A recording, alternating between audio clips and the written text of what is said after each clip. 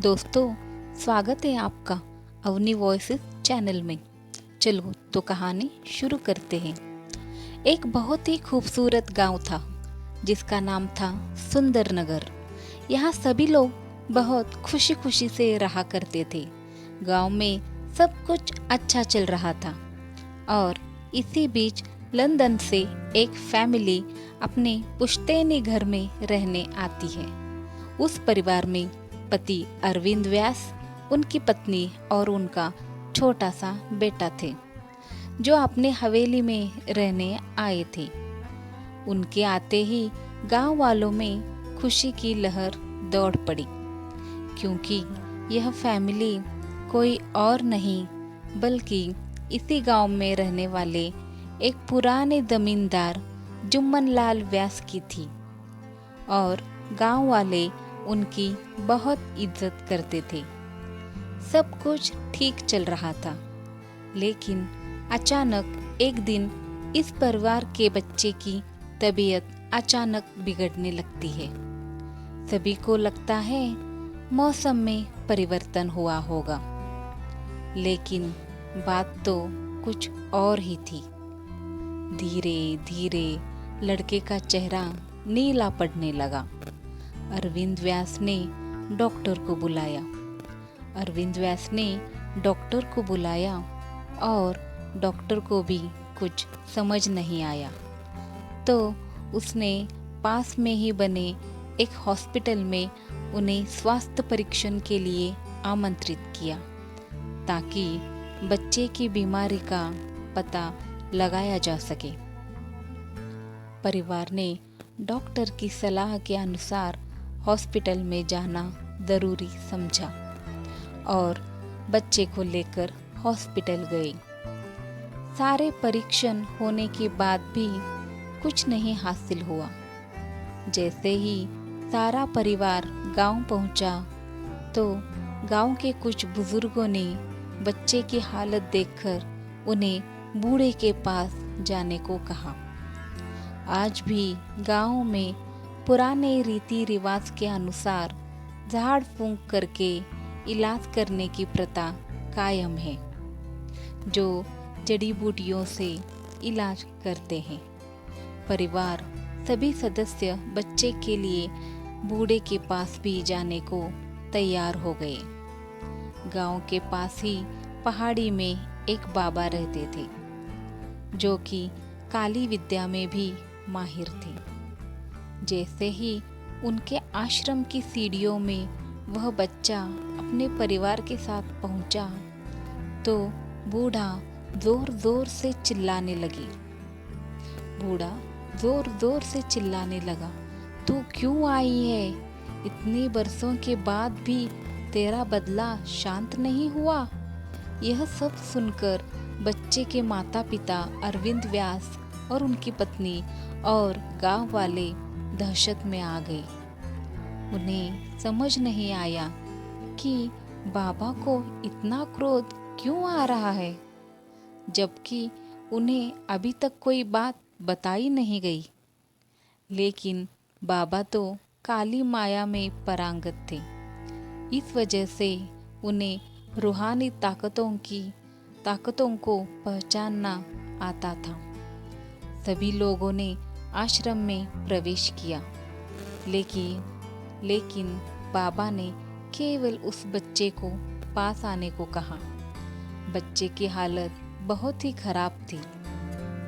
उसकी आंखें लाल हो चुकी थी, उसका शरीर नीला दिखाई पड़ रहा था और उसके शरीर का तापमान आम बुखार से कहीं ज़्यादा था। वो नॉर्मल टेम्परेचर नहीं था। बूढ़े ने विभूति उठा करके बच्चे के मुंह पर फेंका। बच्चा जमीन पर लेट गया और जोर जोर से हाथ पैर हिलाने लगा। किसी को कुछ नहीं समझ आ रहा था कि बाबा की विभूति से क्या चमत्कार हुआ कि बच्चा अपने आप जमीन पर लेटकर ऐसी हरकतें करने लगा। तभी अचानक बच्चा अपने पैर की उंगलियों के बल खड़ा हो जाता है, जैसे हम पिक्चर में देखते हैं चुड़ैल खड़ी होती है, सेम वैसे ही खड़ा हुआ और बहुत ही खूंखार औरत की आवाज में बूढ़े को उसके पुराने नाम से बुलाया। अरे वो आदिनाथ, मैं तुझे नष्ट कर दूंगी। अरे वो आदिनाथ, मैं तुम्हें नष्ट कर दूंगी। लड़के का ऐसा स्वर सुनकर उसके माँ बाप घबरा गए। लड़के को इस अवस्था में देखकर उन्हें कुछ समझ नहीं आ रहा था कि ऐसा क्यों हो रहा है। तभी बूढ़े ने एक मंत्र पढ़कर बच्चे को अपने काबू में किया। सारे गांव वाले बूढ़े से पूछने लगे, बाबा ये सब क्या है? यह बच्चा ऐसा क्यों कर रहा है? तभी बूढ़े ने बताया कि इसके अंदर कोई चुड़ैल आ चुकी है, जो कि आज 70 साल पहले चोरी के आरोप में जिंदा जला दी गई थी।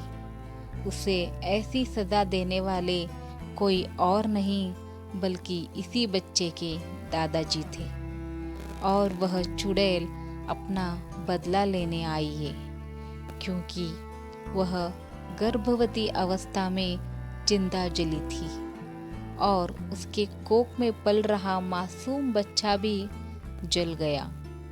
इसी वजह से वह उस वंश बच्चे को भी दर्दनाक मौत देना चाहती है, ताकि उसका बदला पूरा हो सके।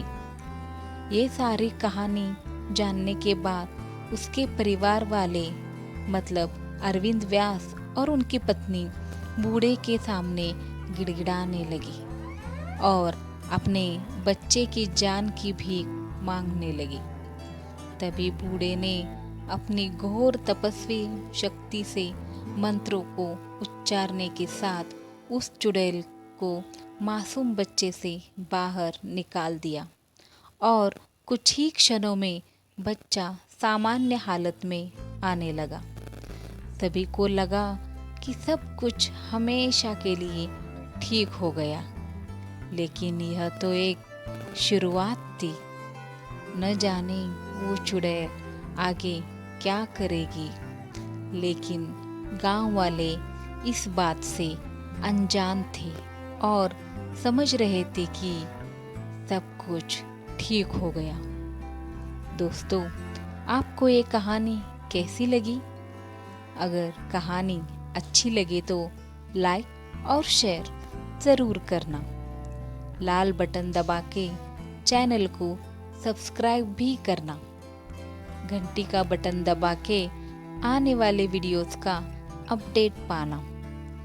अगर आप ये वीडियो फेसबुक पे देख रहे हो तो फेसबुक पेज को फॉलो ज़रूर करना। आपकी अवनी वॉइस।